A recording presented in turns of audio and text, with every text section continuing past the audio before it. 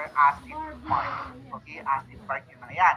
So, this unique structure lets amino acid link together para the acid end of one amino acid joins the amino end of the next.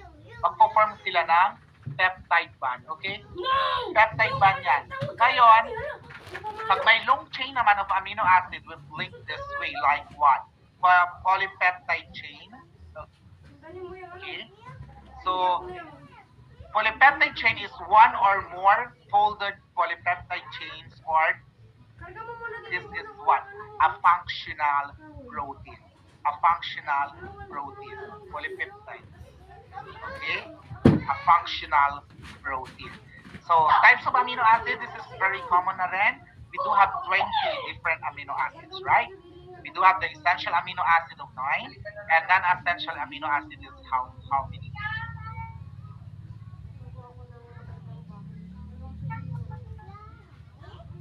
11. Tama. The remaining one. Or the remaining 11.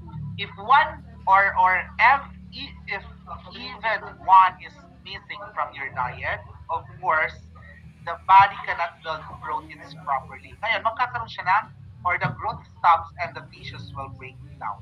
Okay?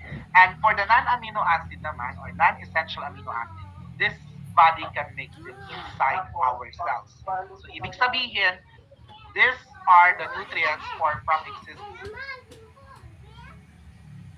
amino acid. So, you do not need to worry about getting them directly from food. Kasi, sabi nga natin dito, body can make them inside our cells. Okay?